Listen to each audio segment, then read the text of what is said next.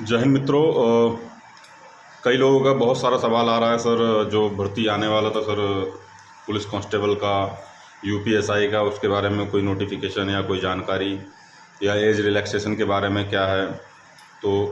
इन सब चीज़ों के बारे में मैंने काफ़ी रिसर्च किया और मुझे जो निकल के सामने आई खबर कि पहले तो 15 जुलाई से 15 अगस्त के बीच में नोटिफिकेशन आने वाला था आपका भर्ती का, बट अभी तक वो जारी नहीं हुआ है। लेकिन जो कैलेंडर ईयर के हिसाब से और जो अभी चीज़ें चल रही हैं उस हिसाब से लग रहा है कि बहुत ही जल्द अनाउंस हो सकता है दोस्तों, क्योंकि अभी जैसे कि मृतक आश्रित वालों का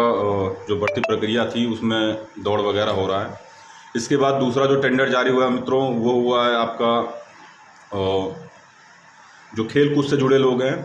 उनके लिए, उनकी भर्ती प्रक्रिया के लिए, और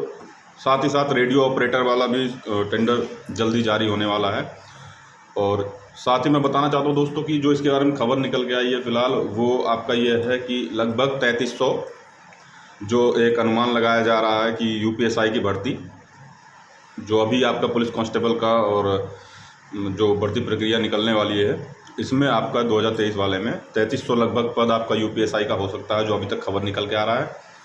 और जल्द ही नोटिफिकेशन जारी हो सकता है मित्रों। और एज रिलैक्सेशन की बात अगर करें तो अभी तक जो और भर्तियां हुई हैं, चाहे सेंट्रल गवर्नमेंट की हो या फिर स्टेट गवर्नमेंट की कोई नौकरी की हो किसी भी, तो लगभग उसमें ऐसा देखा गया है मित्रों कि कोरोना काल की वजह से 1 साल का रिलैक्सेशन दिया गया है। तो ये आप मान सकते हैं कि ऐसी पॉसिबिलिटीज़ हैं कि इसमें एज रिलैक्सेशन दिया जाए, लेकिन अभी ऐसा कोई खबर निकल के सामने नहीं आया। जब तक नोटिफिकेशन नहीं जारी होता है मित्रों, तब तक ये कह पाना थोड़ा मुश्किल है। लेकिन एक बात मैं बताना चाहता हूँ कि जिनका उम्र पूरा होने वाला है और जिनको लगता है कि इस बार उनका आखिरी अटेम्प्ट होगा, क्योंकि अगर जब नोटिफिकेशन जारी होगा तो उसमें एक डेट दिया जाएगा कि इस डेट तक इतना एज होना चाहिए या इससे ज़्यादा नहीं होना चाहिए, तो सारी चीज़ें निकल के सामने आ जाता है उसमें। तो उसके हिसाब से अगर उनका एक दिन भी ज़्यादा हो जाएगा तो भर्ती प्रक्रिया से बाहर हो जाएंगे। इसलिए जिनका एज लगभग कंप्लीट होने वाला है उनके लिए भी दुआ करिए आप लोग कि जल्दी भर्ती आए, तो वो भी एक बार अपना कम से कम कोशिश कर सकें। साथ ही जिनका एज पूरा होने वाला है वो अपनी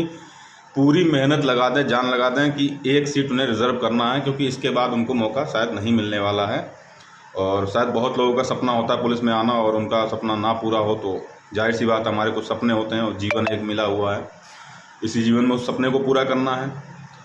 तो वो अपना पूरी जान लगा दें। दूसरी बात यह है जो निकल के सामने आ रहा है दोस्तों कि इस बार की भर्ती प्रक्रिया में दूसरी बात मित्र यह है कि आप लोग कई बार हमसे ये सवाल किए कि सर स्ट्रैटेजी क्या अपनाएं पढ़ने के लिए, स्ट्रैटेजी क्या अपनाएं, कैसे पढ़ें। तो मैंने पहले भी आपसे कहा था कि मित्रों अगर आप समय बाउंड करेंगे तो आपकी तैयारी उतनी अच्छी नहीं हो पाएगी। आप हमेशा जो है समय देख लीजिए कितना है, समय के हिसाब से आप टॉपिक डिसाइड कर लीजिए कि मान लीजिए आपके पास 2 महीना समय है या 3 महीना समय है और आपके पास कितने सब्जेक्ट हैं, कितने टॉपिक है जो आपको पढ़ने हैं, तो उस टॉपिक को डिसाइड कर लीजिए कि एक टॉपिक है कितने समय में मैं कंप्लीट कर सकता हूं, और ये भी डिसाइड कर लीजिए कि इस टॉपिक को मुझे आज के दिन क्लियर करना है। तो समय जैसे कि आपने ये बाउंड कर लिया कि नहीं मुझे 8 घंटे पढ़ने, 10 घंटे पढ़ने, रात को मुझे 10 बजे से 4 बजे तक पढ़ना है, तो ये आपका इस तरीके से डिसाइड करेंगे तो पढ़ाई नहीं हो पाएगा मित्रों। इसीलिए जो सबसे बेस्ट आपके पास तरीका रहेगा कि आप टॉपिक डिसाइड करिए कि ये टॉपिक मुझे आज क्लियर करना है पूरी तरीके से। उसमें जो प्रैक्टिस सेट करना है, प्रैक्टिस सेट सॉल्व करना हो या जो भी चीज़ें हो, एक एक A to Z चीज़ें क्लियर करिए। दूसरी बात दोस्तों, जब पढ़ना शुरू करिए तो कोई भी सब्जेक्ट आप जब पढ़िए तो एक ब्रांच वे में पढ़िए, यानी कि एक हमेशा कोशिश करिए कि जैसे आपने एक रीजनिंग का टॉपिक उठा लिया या आपने कोई भी मैथ्स का टॉपिक उठा लिया, तो उसमें आपको करना क्या है कि सबसे पहले तो जो आपने रीजनिंग का टॉपिक उठाया उसकी एक शॉर्ट रिव्यू बनाइए कि आपको मेन चीज़ें क्या समझना है उसमें, एक ब्रांच वे में उसे बना लीजिए। स्टोरी लिखने की ज़रूरत नहीं है, आप एक छोटा सा शॉर्ट फार्मूला बनाइए उसका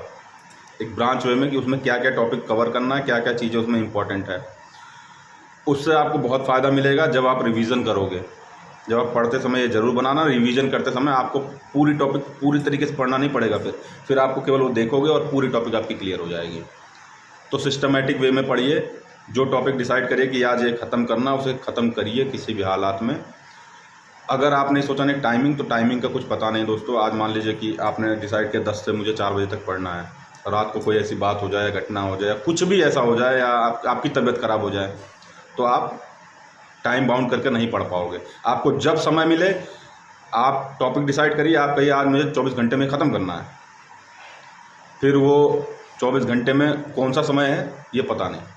तो इससे फ़ायदा ये होगा कि आप किसी भी समय पढ़ पाओगे। जब आप टाइमिंग डिसाइड कर लेते हो तो आप सोचते हो हाँ अभी 10 बजे से बात किया था, अभी 8 बजा 9 बजा, थोड़ी देर एंजॉय कर लेता हूँ ना,